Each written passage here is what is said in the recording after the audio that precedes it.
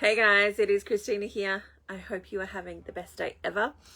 I wanted to come in and have a talk about this question that I was asked recently, because some of the things that I do in my business is I actually coach and support other healers. So people who are also coaches and naturopaths and herbalists and like all of those types of people who have a business in the healing arts. And so I support them with their businesses as well. So I mentor other naturopaths, helping them with their, consults and helping them with their clients and working through their stuff, but also working from a business point of view, like how do they talk and how do they communicate with their audience. And one of the questions that was asked recently of me was, would I take a job? And I've sat with this one for a little bit and actually pondered over it, because I'm like, no, my initial answer is no. My initial answer is absolutely no. And that's my initial response. But I thought, no, I want to be fair to the question and I want to sit with it and actually, see if there's parts of me that would. And I've sat with this actually a number of times now, where I've seen another business that I love, like they've got a program that I love. There's a person that's doing it that I think is doing a fantastic job in the industry that they're working in. And I love what they're doing, and I'm like, yeah, I so want to work with them. But then I sit back for a few minutes and I realize actually the truth to the answer of that question is, well, I love what they're doing and I want to support their business. It would feel incongruent with me for me to go work for them, to actually, be an employee in that space for a whole bunch of reasons. One of which would mean that, I'd probably stop doing the thing that I'm doing over here and stop connecting with my clients in this space. And yeah, it would be fantastic to have somebody else have to worry about, paying the bills and making sure that all the things are being done. It would be fantastic to have somebody else think about those things. But at the same time, I actually kind of like that as well. Like, it's not that I love, it's not that I love doing all the tech stuff, and it's not that I love, some of the parts of my job right now. And I am, working on actually handing over some of those parts of my business to either my children or to a paid employee. And it's not that I love that. It's actually that I love the vibe of what they're creating, what they're doing, all of that type of stuff. I really enjoy that. But it would be incongruent for me to actually go and work for somebody else, because it wouldn't be what I was meant to be doing.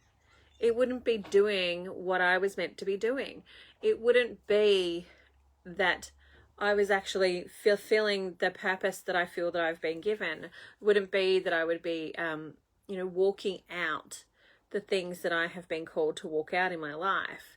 It would be that I would be settling for some security. Yes, being an employee absolutely provides some level of security. It's not completely secure, because nothing ever is, and we have this illusion that being an employee actually does make us secure, because at any time a business could go bankrupt. At any time, we saw this with COVID. There are people who thought that they would never ever be affected by something like COVID, that have had their hours scaled down, that have had to get onto Centrelink, and they've never ever before needed to go onto Centrelink. So it is a bit of an illusion that as an employee you're completely safe and protected. Gives you some level of security, absolutely, 100% it does. And it gives you some security, like with banks, for example. If you're going to get a loan, it gives you that level of security in that space. But it doesn't also give you the sensation, and it depends on the job. I'm being very generalistic, but it doesn't always give you the sensation of I'm making a difference in the world. Like, the work that I'm doing is making a difference to people. And actually that's what I do. Like, in my job, in my business here, when I'm working with my clients, I'm making a difference. I'm helping people listen to their bodies. I'm helping them figure out the stories and the patternings that have walked out in their life. I'm helping them reconnect with themselves in a deeper way. And that for me feels really rewarding. That for me feels absolutely amazing. And it wasn't always that way. Like, you know, there are challenges about being in business that you don't necessarily get when you're an employee. Like as an employee, depending on your job, because I know when I was teaching, it was, you know, you finish at the end of the day, but you're not finished. You've still got like marking to do. You've still got to figure out your lesson plans for the next week, month, year, etc. So you're not actually finished when you clock off. But if you are in a position where you do clock off, like you clock off, you go home, and the rest of the day is yours. When you're a business owner, that's not always the case either. Like as a business owner, you're often thinking about your business and you're often thinking, am I communicating to my audience the way that I want to be? Am I actually connecting with people? Is what I'm saying making a difference? Is what I'm doing making a difference? And especially in the early days of having a business, it can be quite daunting and quite scary when you don't have any clients yet, when you're not working with people from a paying point of view yet. You might be working with people for free or doing pro bono work, but you're not necessarily working with paying clients. And that can be quite scary in the early days of going, you know, is this going to work? And for me, the answer for that was, it's not that is this going to work? It's just, how is it going to work? What do I need to do? How does it look like? Like, I know it's going to work, but what is it going to look like to work? And this has been a bit of a difference for me and my husband when we've come to our businesses as well. Because for him, he was like, if this works. And I was never if this works kind of girl. I was like, this is working. I'm just figuring out how it's working. And I'm just trying things to see how it's working. And yeah, it might have been easier for me to take a job and to do a job. And that would have taken care of, you know, some of the financial needs that we had as a family. But it wouldn't have taken care of the soul needs that I actually have, like that soul need to care and help and support other people and to do the work that I know that I'm called to do in the world. Like, it wouldn't have taken care of that if I'd just gotten a job. And maybe it would have if I'd, you know, maybe worked as a naturopath for somebody else or whatever. But actually, even that process of thinking about, because I've danced with this idea before of like, you know, would I take a job? And I've had people, you know, message me saying, hey, there's this job over here for this person and with this person. I'm like, nah.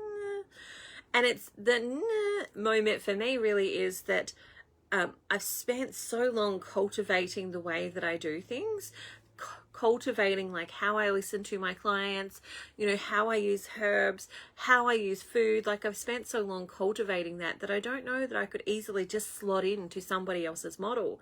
And I would probably find it challenging if, for example, they had a model that this is how we work and it didn't actually align to what I have found for me to be the best thing that works for my clients.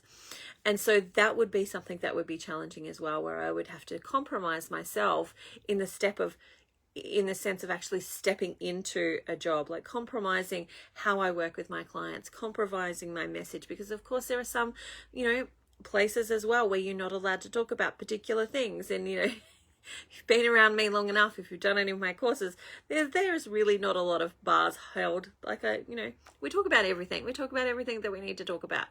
And so that then would be another challenging thing for me, like to step into that space of like, you know, having somebody else have the say over what I get to talk about with my clients, and, you know, what I get to teach and what I get to lead in and what I get to guide in. And so again, like, that answer is no, because it feels like such a compromise to actually, it would have to be a very special employer, I think, for me to actually get to that space of going, yeah, I will give up my business for that, because it's more than just having a business. Me running this space here and working with my clients is more than just an income source. Like, yes, I love the income source and I love doing it, but it's more than just that. It's actually more about the calling, and it's more about the, you know, the divine guidance, and actually keeping myself in that space of acting on divinely inspired ideas and actually moving forward and creating the things that I need to create, and having that ability to do that, where I might not get that in a business. If I was working for somebody else, I probably wouldn't have that level of creativity that I'm allowed to have here in my space as well. And that, like, just the sense of it, like, feels really sort of compressing. That's what the word that I want. It feels really compressing to sit back and think about it. And so my answer to the question, as I've sat and pondered with this for a long time, of would I take a job, is absolutely no. I don't think I would take a job. Like, it would have to be very extenuating circumstances. And by that, I mean, extremely extenuating circumstances. Because I love what I do here so much. I love that I get to have conversations and teach people about things that they've never heard about before. Let them listen to how to speak to their body and teach them how to do those types of things. My kitties are coming in. Yes, I have. Thank you, Zaya. Okay. I guess there must be some extra meatballs and they're asking, can they have it? No. I just asked. Okay, cool. So I think it would have to take some very extenuating circumstances for me to say yes, because this, I think, is such an amazing space, and I love working with my clients, and I love, seeing those aha moments where people go, that finally makes sense to me. I understand now, when you're connecting, like, my liver and my gallbladder, and you're connecting that from a physiological point of view. And then I love when, they get those aha moments when I say, hey, this is the pattern that's happening in your life. This is the thing that's happening in your life. Like, this is happening and this is happening, and that kind of is triggering this thing in you. And like, I love people starting to see those aha moments when they realize that, hey, they've been playing a pattern and they get to choose a different one. They get to actually go back to that time in their life, where they didn't need that pattern, or they get to create a new one. And it happens on all of those levels, like the emotional and the physical and the spiritual. And I love seeing that in my clients, and I wouldn't want to give that up for the world. Like, it would have to be some very extenuating circumstances that would make me want to close my business and actually go work for somebody else. And so it's interesting now when I'm looking at, bringing in a few people to help me with some of the roles in my business, recipe developing and recipe testing and all of that type of stuff. And I'm looking at that from a different point of view of now looking at calling people in to help with some of the things that I need help with, and looking at it from a different perspective, going, actually, there are people that don't want to do what I do. There are people that love the work that I do, but don't actually want to be the face. They don't actually want to jump on Facebook Live and have conversations. They don't actually want to, have their name on the thing. They actually just want to do the work and love doing the work and have somebody else take care of that type of stuff. And I'm like, this is really interesting, because I've looked at it from the point of view, where I've seen ads come through from businesses that I've loved and supported, and they're saying, hey, we're hiring somebody and this is a virtual position. And I'm like, oh, that would be so amazing. And then sitting back and going, actually, no, I'm not controlling the vision in that space, which is where I'm at. Like, I'm definitely a visionary collaborator type. And so seeing more of who I am and what I want out of my life, and also recognizing that not everybody wants to do that. Not everybody wants to have a business. Some people actually want to do the work that they love and want to have the ability to do the work that they love, but don't necessarily want to be the face of the business. And so this is interesting sort of concept that I'm looking at the moment of going, what is it in my business that I love and I don't ever want to give up? Or at this point, I don't want to give up. You never say never, because you always reserve the right to change your mind at any time. And so what is it that I love and that I want to keep doing more of? And what is it that I'm happy to let somebody else take control of with the vision that I have? And dancing with this question of like, would I ever take a job, has helped me kind of dance with this idea of like, what is it that I love in my business and what is it that I want to hand over to other people, recognizing that there are some people that are absolutely divinely gifted to do some of the work that I need them to do, but then there's also some people who don't necessarily want to do that. So yeah, my answer to the question overall is no. No, I wouldn't take a job. And we've been in situations where we've had times, especially early on in this business, where, all we had for dinner was rice. We had rice and soy sauce. That was what was going to be for dinner. We maybe had peas as well. So it was just going to be like rice, soy sauce, peas, and maybe some oil through it. Because we didn't have a lot of food and we didn't have a lot of money, and then somebody would buy something and then suddenly we would have something else. We would have some meat to go with our dinner. And in the early days, life was like that. And part of me goes, oh, it's really sad that that's what it was like. But actually at the same time, I go, but I wouldn't give up what I do now to save some of what I did then, because what I get to do now is so amazing and it's so impactful, and it is so vitalizing, like recharging. It recharges my batteries to see people actually start to take action and actually start to create the results that they've been wanting for a really long time, but didn't know that they could have them, or they've believed this illusion that, you know, there was this lie. For example, this is a story that I hear over and over again, and it is a story of, as a little girl, someone was called, like somebody was told that they were fat, or told that they were big boned, or told that they were whatever. They were just given some sort of label or name that they are, you know, plump, big, large, whatever. And when they step back and they look at the photos of themselves at the time, they actually were not. They really, really were not. And what has happened is that through their life, they create a self-fulfilling prophecy, and they actually adapt and adopt behaviors that will actually make their body create those scenarios. And I see it over and over again. Like it literally is, it's a pattern that I see over and over again. And then the other pattern that comes with that is that because they believe that they're big and they need to drop weight, they start this dieting cycle where they starve themselves because they've believed the lie that calories in equals calories out, which is a bologna sandwich. It's not true. They believe this lie, and then so they restrict calories, and then, you know, they can only do it for so long because their willpower is only lasting for so long. And some of that is the story of, I gain weight, I'm heavy. And so if they start losing weight, their body's going, no, that's not the truth. The truth is this. Remember, you've told me this is the truth for all along. And so there's this internal fight that takes place. And the scenario that then happens is that the body holds on to every single calorie it gets. Like it's holding on to that like it's no tomorrow, and it's not letting go. And it holds on to it and holds on to it, holds on to it. And eventually the person gives out because they haven't changed their thinking around food, and they haven't changed their thinking around themselves.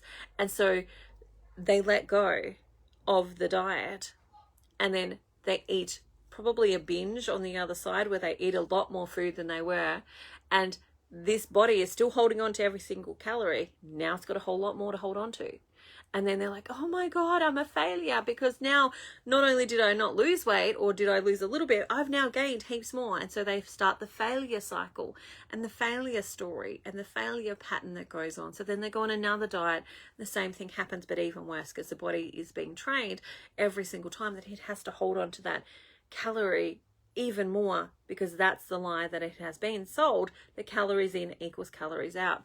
And so for me, one of the things that I love in my business is that I get to see women start to go, oh my God, I've believed the lie.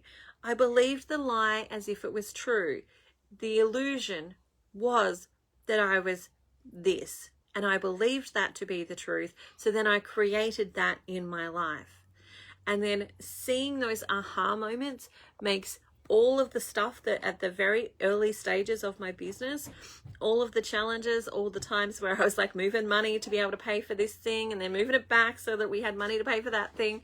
And, you know, doing all of that in the very, very early stages, those moments of seeing those women actually go, oh my God, I believed the illusion as if it was truth, and waking up to it makes all of that worthwhile.